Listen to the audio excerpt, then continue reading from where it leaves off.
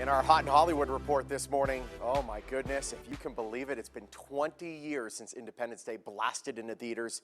And if you thought you were safe, no, you're not. Resurgence, it's out now. Here with more is Bill Pullman. He is back playing President Whitmore.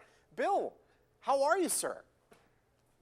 Good, Sean. Good to be talking to you. Great talking to you. Seeing the previews for this movie, I'll tell you when I got the chills. I got the chills as soon as I heard you start to give the speech again. My heart stopped. I'm like, oh my goodness, it's back, and it's with a vengeance. Tell us about Independence Day Resurgence and what we can expect.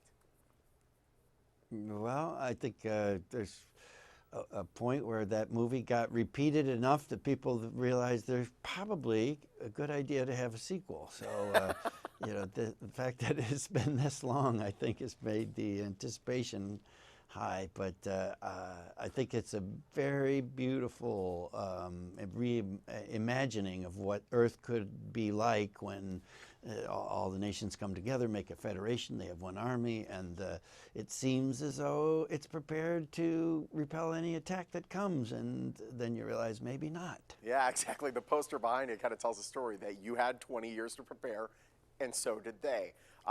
President Whitmore, so did you have a 20-year presidency? What's the deal here? Well, it's a nice gig, Sean. With once you're president, if people still call you president, even though you're an ex-president. All right. There's, you know, it's something that we get that somebody who has a show in Las Vegas doesn't. You won't be. You know, you'll be the ex-host at some point. But, I'm sure I will be. It's sad, but presidents do have this little. But so I am, in fact, though, really ex-president, and but still highly revered by people as a hero of the incidents of the first one. Though I've been somewhat kind of like isolated because I'm beginning to show some signs of stress from the trauma I had in the first one with the aliens getting into my head.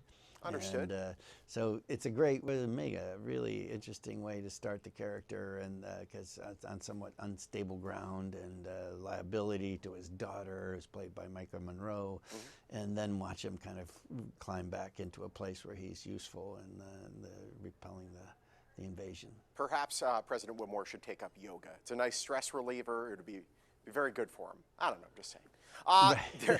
There's a lot of familiar faces too. I think that if this is an Independence Day where we didn't know anyone, it's like a bunch of like tween actors, we're gonna freak out. But the fact that you're there and a lot of other faces are there as well, it really brings us close to home for us. Ah, good. Yeah, it's just great to work again with Jeff Goldblum and Brent Spiner, and their spirit is exactly the same, and I think they all enjoyed being back. So will we see you head off into space again?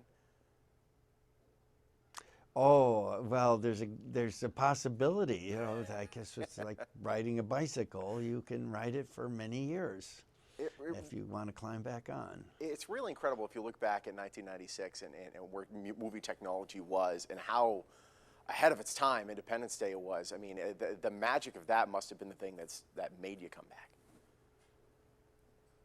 Yeah. The first one was so curious. I think back of like when I was in the fighter plane in the first one. I was in a stationary little cardboard kind of construction, and it was actually the whole the environment of riding in space was a diorama that was on hydraulics. So they moved that and didn't move me. So you know, now to be having done the sequel where the CGI is just insane level now.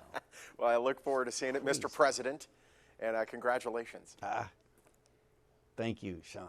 Good to talk to you. Catch Independence Day Resurgence. It's out in theaters now, and if you want a sneak peek, check out the website on your screen. Our interview with Bill also going to be on VegasMorningBlend.com.